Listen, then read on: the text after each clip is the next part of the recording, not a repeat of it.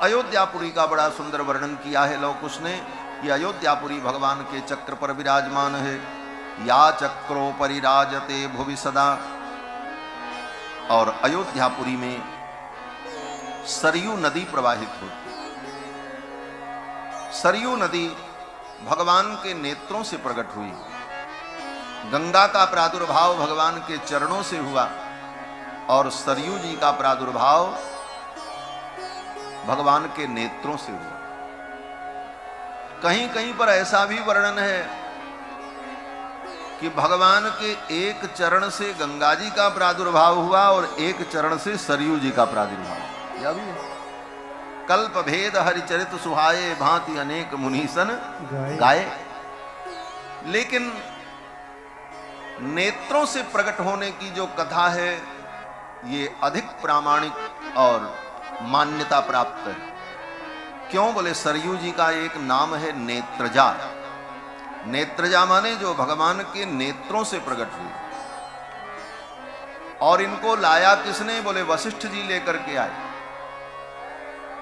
गंगा को भगीरथ लेकर के आए, इसलिए गंगा भागीरथी कहलाई। और सरयू जी को तपस्या करके सरयू जी को प्रसन्न करके श्री वशिष्ठ जी महाराज लेकर के आए, इसलिए सरयू का नाम वासिष्ठी है। और सरयू जी ब्रह्मचारिणी है। गंगा तो सिंधु कांता है, समुद्र की पत्नी है गंगा। लेकिन सरयू बोले सरयू ब्रह्मचारिणी है। और सरयू जी भगवान के नेत्रों से जो प्रकट हुई ब्रह्मद्रवा है। ब्रह्मद्रवा का मतलब ब्रह्म परमात्मा ही द्रवीभूत होकर जल के रूप में प्रवाहित हो रहे। अब इसको आप ऐसे समझो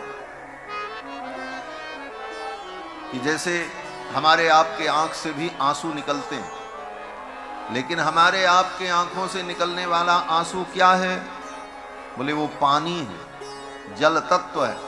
क्योंकि शरीर में 5 तत्व है, छित जल पावक गगन समीरा, पंच रचित यह अधम शरीरा। तो पृथ्वी जल तेज वायु आकाश 5 तत्व इस शरीर में है। तो आंसू जो निकला वो क्या है बोले शरीर के अंदर का जल तत्व है। लेकिन भगवान का विग्रह पंच तत्व का नहीं होता है। हमारा आपका विग्रह शरीर पंच तत्व का है, इसीलिए ये अधम है, अधम शरीरा।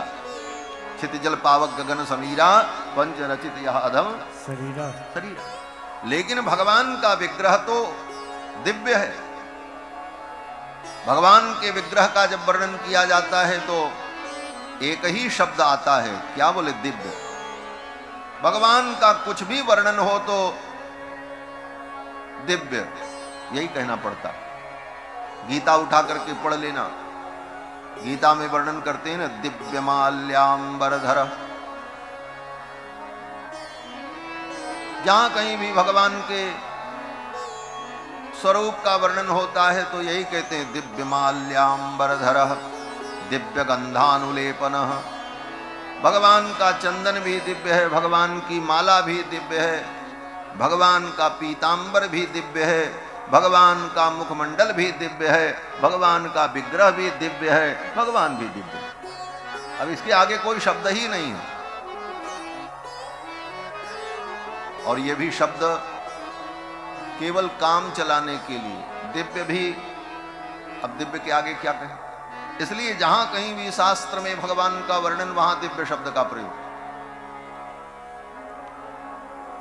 दिव्याननम, भगवान का मुख्य कैसा है बोले दिव्य।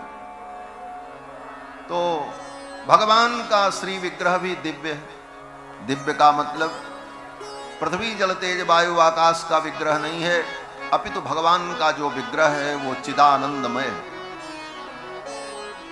चिदानंदमय देह तुम्हारी। भगवान का विग्रह चिदानंदमय। तो भगवान के विग्रह में केवल एक ही तत्व है, सच्चिदानंद तत्व, आनंद तत्व, दूसरा कोई तत्व ही नहीं, एक ही तत्व आनंद। आप प्रणखात सुवर्णमय, वेद कहता है कि नख से लेकर शिख पर्यंत परमात्मा सुवर्णमय। ये कहने का तात्पर्य क्या है?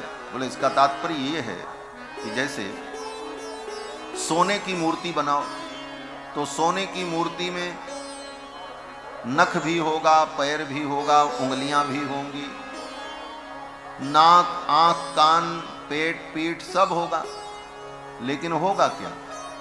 बोले एक ही तत्व होगा सोना, दूसरा थोड़ी कुछ होगा। नख से लेकर शिख पर्यंत स्वर्ण ही है, दूसरा कुछ है ही नहीं। आप प्रणखात सुवर्णमयः, उसी प्रकार से भगवान के भीतर बाहर संपूर्ण विग्रह में एक ही तत्व है, आनंद तत्व, दूसरा तत्व है ही नहीं। तो भगवान के नेत्रों से जो जल निकला वो जल क्या है? बोले वो भी आनंद तत्व है, ब्रह्मानंद तत्व है। तो भगवान के नेत्रों से प्रकट होने वाली सरयू जी क्या हैं? बोले ब्रह्मद्रवा हैं, ब्रह्म परमात्मा ही द्रवीभूत होकर के जल के रूप में प्रवाहित हो गए। ये सरयू की महिमा है। और सरयू में अगर डुबकी लगा ली तो सरयू में डुबकी लगाने का फल क्या है? बोले सीधे भगवान के पास पहुंच जाओ। जा मज्जन ते बिनहि प्रयासा, मम समीप नर पावही बासा।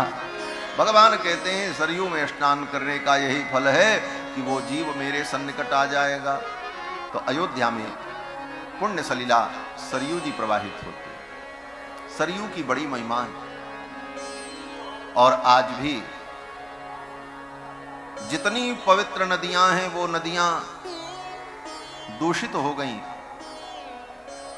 गंगा भी, गंगा की शुद्धि के लिए, गंगा के प्रदूषण को दूर करने के लिए सरकार की कितनी योजनाएं बनती और बिगड़ती रहती।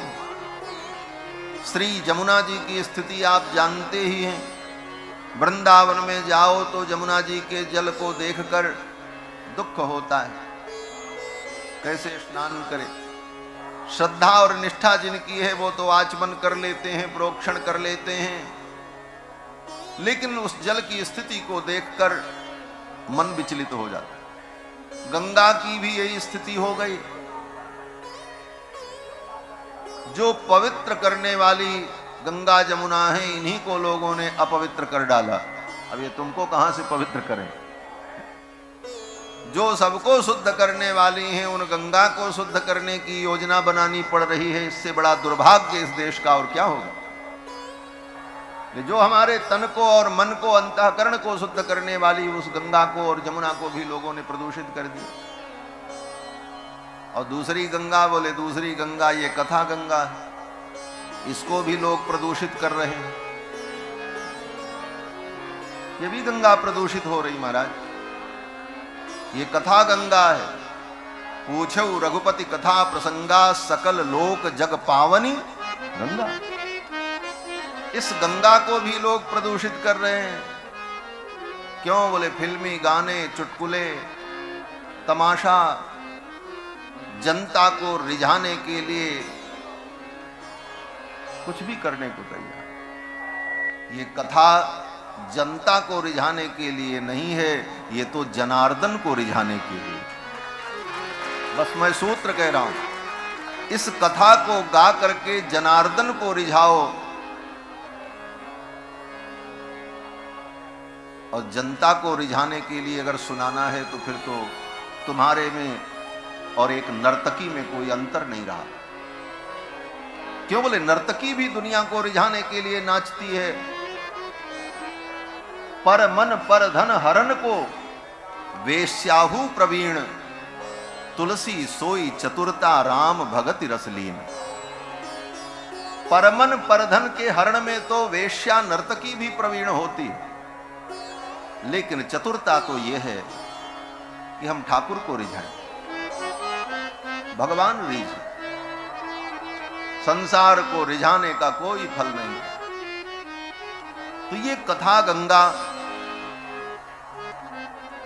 इसको दूषित होने से आज बचाने की भी आवश्यकता है। और ये कथा गंगा भी दूषित हो जाएगी तो जीव का कल्याण कहां होगा।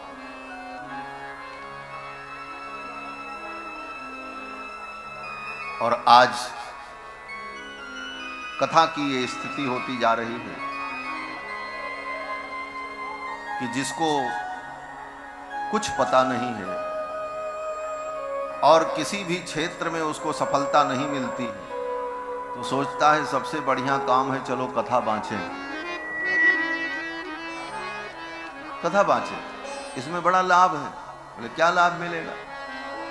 बोले ज्यादा मेहनत करने की जरूरत नहीं है, 2 4 10 लोगों की कैसेट सुन लो, रिकॉर्डिंग सुन लो, कुछ भजन कुछ गीत याद हो जाएं, कुछ क्षणिक तार्किक उदाहरण मिल जाएं, और इसके बाद 2 चीज की जरूरत पड़ेगी, ताम और झाम। ताम झाम तैयार हो जाए, तो ताम झाम तैयार हो गया, फिर आपकी गाड़ी चल पड़ी। और जनता बेचारी क्या करे? जनता को इतना मौका कहां है कि वो वेद पढ़े, रामायण पढ़े, गीता पढ़े, शास्त्र पढ़े। इतना ही पढ़े होते तो फिर कथा ही सुनने काहे को आते। उनको तो ये लाभ है कि भाई इतनी बड़ी लाइब्रेरी बना करके इतने ग्रंथों को बटोर करके पढ़ेंगे, इससे अच्छा है जो पढ़े हैं उनसे चल करके सुन लें, हमारा काम चल जाएगा। लेकिन वहां जाने के बाद भी जब उनको कचरा ही मिले तो कहां जीव का कल्याण? वास्तविक बात तो यही है कि महाराज इस कथा गंगा को भी शुद्ध रखने की आवश्यकता है। जो परंपरा है उस परंपरा से इसे हम गाएं और सुने। संतन सन जस कछ सुनी तुम्हें सुनायो। तो सरयू महारानी आज भी पवित्र है। आज भी आप अयोध्या जाओ तो सरयू जल में आप देखो तो नीचे बालू तक दिखाई पड़े, इतना निर्मल जल सरयू। तो अयोध्या में श्री सरयू जी और ये अयोध्यापुरी भगवान को अत्यंत प्रिय।